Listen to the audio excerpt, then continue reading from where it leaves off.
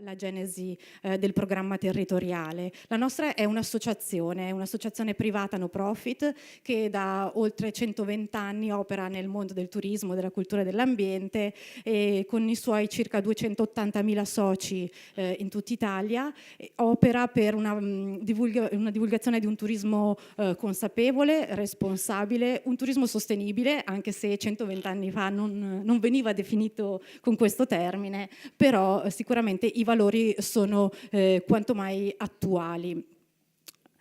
Proprio in questa nostra associazione, anzi quest'anno festeggiamo proprio i nostri 20 anni, quindi 20 anni fa nasce il programma Bandiere Arancioni. Nacque da una suggestione di Regione Liguria che ci chiese di trovare una soluzione, un progetto, un'idea per valorizzare il proprio entroterra, ma soprattutto per trovare una soluzione ad un problema di spopolamento, di degrado e quindi una chiave di valorizzazione di un prodotto turistico alternativo. Allora, 20 anni fa, Touring si rimboccò le maniche e creò quindi un modello che noi chiamiamo un modello d'analisi territoriale, che con l'obiettivo quindi di analizzare il territorio, ma soprattutto di stimolare dei processi di sviluppo e di miglioramento da un punto di vista turistico e ambientale. Che per 20 anni fa parlare di turismo e ambiente insieme, diciamo, era abbastanza innovativo. Oltre a questo percorso di sviluppo e di miglioramento, si decise anche di ideare un marchio che in realtà non è altro che una scusa, perché a noi piace chiamarla così, è un obiettivo al quale tendere. Poi il vero valore di tutto il progetto e dell'iniziativa non sta effettivamente nel solo marchio che si vede poi all'apice. Quindi, come vi dicevo, quest'anno festeggiamo i 20 anni di Bandiere Arancioni e ci sentiamo di dire, anche rischiando di essere un po' presuntuosi, però secondo me ci può anche stare, siamo stati un po' i primi a parlare di piccoli comuni e di borghi in Italia, e però ci fa piacere che oggi sia quanto mai un tema attuale.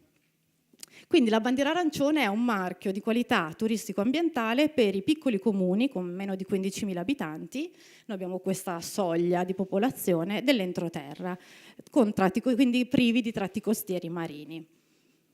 I comuni che sono candidati alla bandiera arancione, che quindi abbiamo analizzato in tutta Italia, perché copriamo tutte le regioni d'Italia, sono oltre 2.800 e le bandiere arancioni assegnate ad oggi sono 227, quindi solo l'8% dei candidati raggiunge il riconoscimento. Questa percentuale è abbastanza significativa di quello che è poi la selettività del percorso di analisi che viene sviluppato sul territorio. C'è un altro dato che per noi è interessante, sono le bandiere arancioni in seconda istanza, che sono una trentina. Significa che sono dei comuni che, dopo aver attuato i suggerimenti che abbiamo dato a seguito di una prima analisi, hanno raggiunto il riconoscimento in un secondo momento, quindi hanno effettivamente portato un risultato rispetto ai miglioramenti. Abbiamo anche ritirato delle bandiere arancioni perché il marchio ha una validità triennale e quindi ogni 3 anni noi andiamo a verificare quelli che sono gli standard che hanno determinato la prima assegnazione.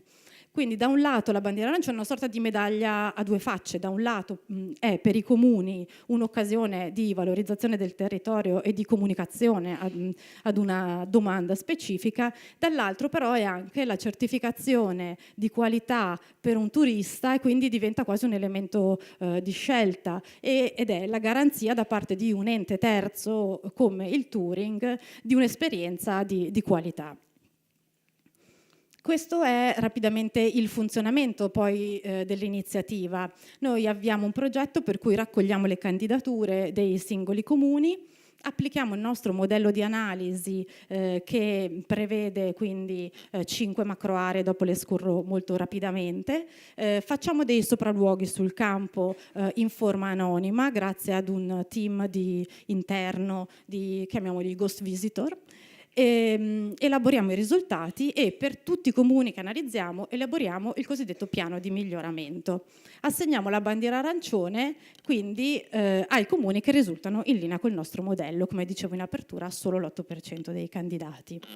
L'applicazione del modello d'analisi in realtà non è altro che una simulazione dell'esperienza di visita sul territorio, quindi ripercorre proprio tutte le tappe, dall'organizzazione del viaggio alla fruizione in loco, al ritorno a casa e quindi il trattamento anche post visita. In questa esperienza raccogliamo circa 250 indicatori che sono raccolti in 5 macro aree tematiche.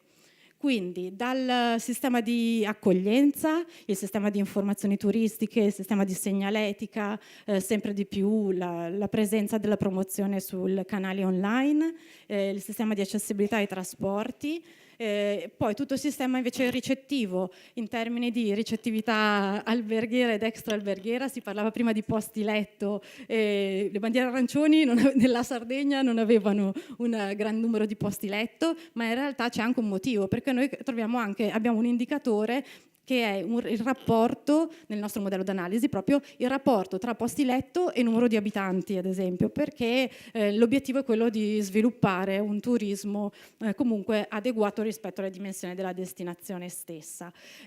Un'analisi del sistema di ristorazione, soprattutto oltre che quantitativo, anche qualitativo, ma soprattutto come l'offerta ristorativa è in grado di valorizzare poi le tipicità locali banalmente nel menù del ristorante, e tutti i servizi complementari come le escursioni, eccetera. Una sorta di indagine dei fattori d'attrazione turistica, quali quantitativa, ma soprattutto l'aspetto fondamentale in questa area di analisi è la fruibilità. E anche in questo caso stamattina se ne è parlato di fruibilità in vari interventi, quindi non serve semplicemente una presenza di grandi attrattori, di risorse di pregio, ma l'importante è che queste siano effettivamente concretamente fruibili poi al turista. Sappiamo che parliamo di destinazioni piccole e quindi assolutamente anche il modello d'analisi è ponderato rispetto alla tipologia di località che andiamo poi ad analizzare, e quindi gli accorgimenti poi che andiamo a dare, andiamo a suggerire, sono anche abbastanza banali o comunque di facile realizzazione. In alcuni casi invece sono più strutturali, ad esempio banalmente esporre gli orari di apertura di fronte ai principali attrattori e indicare le modalità corrette di fruizione. Poi c'è tutta l'area della qualità ambientale, quindi la gestione del territorio, le politiche di gestione del territorio, la gestione dei rifiuti, eccetera, ed infine un'ultima area d'analisi che è quella che valuta le componenti, diciamo, più, vogliamo anche immateriali, che comunque sono determinanti poi nel proprio giudizio finale, quindi quello che poi il turista si porta a casa, quanto effettivamente riesce a percepire dell'atmosfera, dell'identità locale, della vivacità, quindi i centri storici devono assolutamente essere vivi e devono essere accoglienti. La visita sul campo vi ho già un po' detto, quindi al termine dell'analisi, come vi dicevo, viene elaborato un piano di miglioramento per ogni destinazione oggetto nel quale viene applicato il modello, e vengono date quindi delle indicazioni specifiche delle azioni e le linee di intervento che si suggerisce di attuare. In generale, quello che abbiamo riscontrato in questi 20 anni di bandiere arancioni, e comunque abbiamo fatto un piccolo bilancio di quella che è stata poi l'iniziativa Touring in questi anni, e abbiamo visto che effettivamente i risultati sul territorio ci sono e sono concreti. I dati secondo me non sono interessanti per il loro valore quanto per la tendenza, perché queste sono delle medie nazionali, vanno ponderate rispetto poi a tutte le singole politiche regionali, da prendere sempre con le pinze. Però quello che ci portiamo a casa, secondo me, è un trend positivo di un effetto bandiera arancione poi sul territorio, e quindi noi vediamo che molti comuni hanno istituito nuovi servizi turistici, almeno nuovi esercizi commerciali. Questa è una media dall'anno di assegnazione del marchio, almeno una nuova struttura ristorativa, quindi questo vuol dire che è a beneficio non solo dei turisti, però anche degli abitanti. Anche questo per noi è importante. L'81% dei comuni ha aumentato l'offerta ricettiva, e in generale comunque gli arrivi turistici sono aumentati e anche le presenze turistiche, in modo abbastanza consistente, però in modo disomogeneo a livello nazionale. Avere la bandiera arancione significa anche entrare in un network di promozione e comunicazione. Touring ha una serie di canali di comunicazione, ha un sito internet istituzionale che fa 6 milioni di utenti unici in un anno, quindi dei numeri abbastanza importanti, e alle bandiere arancioni viene data sempre molta visibilità in tutti i canali touring, vengono sempre privilegiate. Poi c'è un sito invece più specifico dedicato ai comuni certificati, newsletter, insomma tutti strumenti che ormai consideriamo abbastanza tradizionali. C'è ovviamente l'editoria, e anche questo è interessante. Vi faccio solo un esempio: ad esempio nelle più tradizionali guide verdi, un comune bandiera arancione si ritrova nella prima pagina, praticamente nei tesori da scoprire. Quindi in una regione, qui abbiamo un esempio del Veneto, a livello di Venezia, i cosiddetti highlights, a livello di Venezia ci sono anche le bandiere arancioni, quindi un salto di scala abbastanza importante.